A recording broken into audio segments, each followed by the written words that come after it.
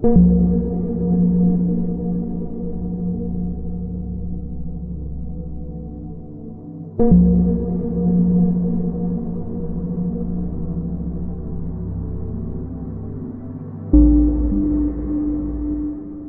Old Man in the Shoe, a Salvia Divinorum trip report, posted at earwid.org April 22nd, 2010, by the user Steve J.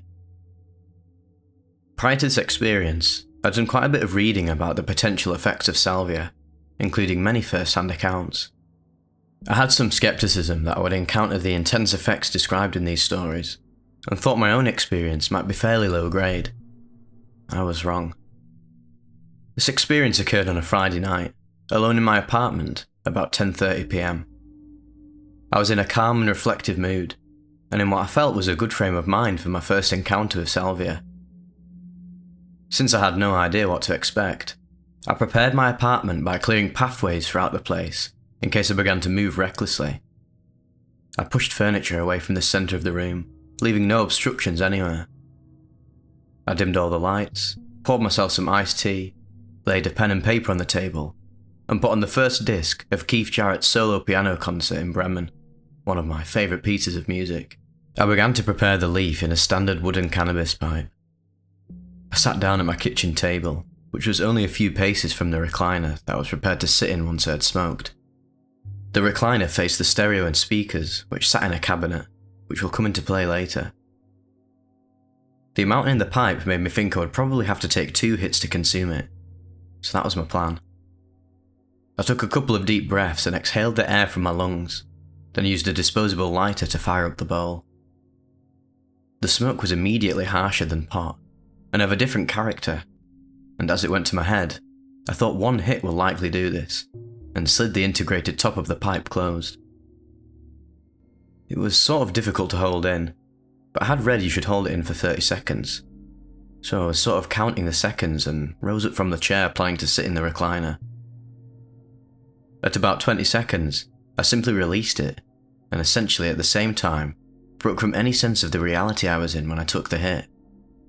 I was immediately and completely enveloped in an enormous physical struggle with a force that it took me a few seconds to comprehend. It felt as though I was being rolled up against my will inside something comparable to a gigantic sardine tin lid that was being manipulated by this unrecognised force in a physical space that was both within and without my apartment, i.e., I was still aware that I was in the apartment, but also felt as if I was outside in a different location as well. I became aware that there were other entities in this with me, and within seconds conceptualised that rather than a sardine can lid, I was being rolled up in a huge shoe sole that was disconnected from the top of the shoe. I could see in my peripheral vision the hobnails that held the shoe to the sole, and that the roller was the old man who lived in a shoe from the old fairy tale. I know the fairy tale was an old woman, but this was a guy. He was also peripheral in my sight, but I sensed he was dressed sort of like Uncle Sam without the actual American flag adornments.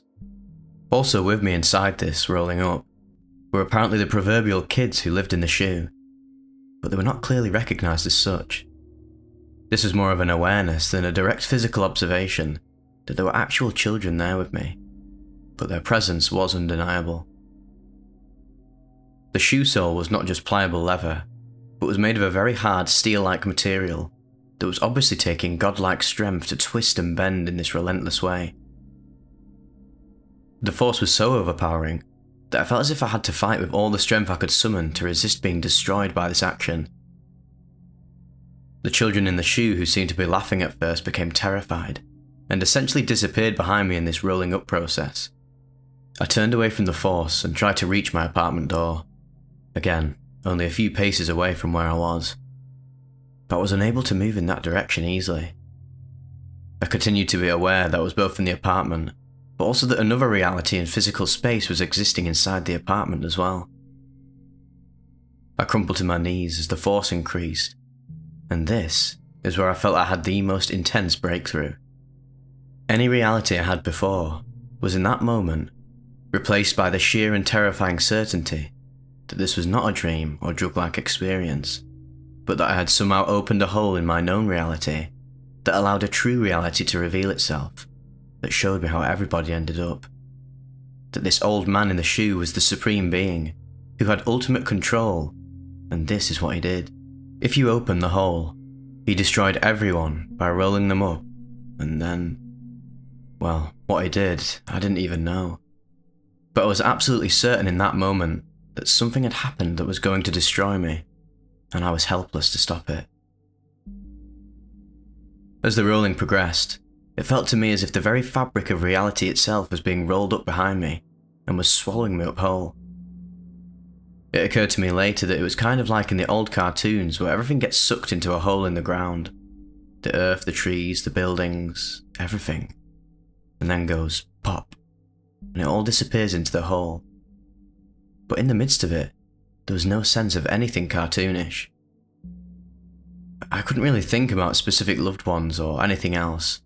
No flashing of my life before my eyes that we all hear about. I could only attempt to deal with the awful reality of what force I had apparently somehow allowed to enter and subvert my reality in physical space. I can honestly say that in the few moments immediately during this realization, that I have never felt such sheer focused panic in my life. I don't panic as a rule, but I have been panicked before when I thought my 4-year-old son had wandered away and disappeared once. Turns out his mother had him, long story. But this was the panic that comes with a knowledge that your entire concept of reality is different from what you thought it was. And that is a panic you cannot describe unless you've experienced it. Period. Of course, all this happened in a very short period of seconds and minutes, and was more of a flash of acknowledgement than a thoughtful process of pondering it out. During the entire time, I was keenly aware of the piano. It became a kind of ostinato that continued repeating a very short segment, and I was wondering where this music was coming from, and how strange it seemed that it was playing while all of this was occurring. I didn't even recognise it as Keith Jarrett, or that I was playing a CD at all. Had this continued on for any period of time, there was no telling where I might have ended up. But I did regain some sense of what had happened, and tried to convince myself that I was indeed in my apartment, and that all the other physical aspects around me were normal and comforting, so that the other terrifying reality I was feeling so intensely could not be real. The final return to reality occurred when I thought that, as the shoe sole was compacting me, and there became less room to manoeuvre, there was really nowhere else to go, and I acknowledged that therefore this couldn't really be happening after all. And in that moment, the old man in the shoe essentially disappeared. However, I still felt the huge physical force in my entire body, kind of twisting me around as I lay down on the floor at the foot of the recliner and physically contorting me. I have no idea whether I was actually contorting myself in reality or just lying still. I lay flat and closed my eyes and was hearing voices outside my apartment door from several people, but I had no idea if they were even real or not. I rose up and moved around the room, finally sitting in the recliner for a moment and looked at the clock. About 10 or 12 minutes had passed, and I was beginning to feel a lessening of the physical force, but was aware that I was still being twisted in an unusual direction in my seat. I got up and went into the bedroom, laying down there for perhaps 15 minutes.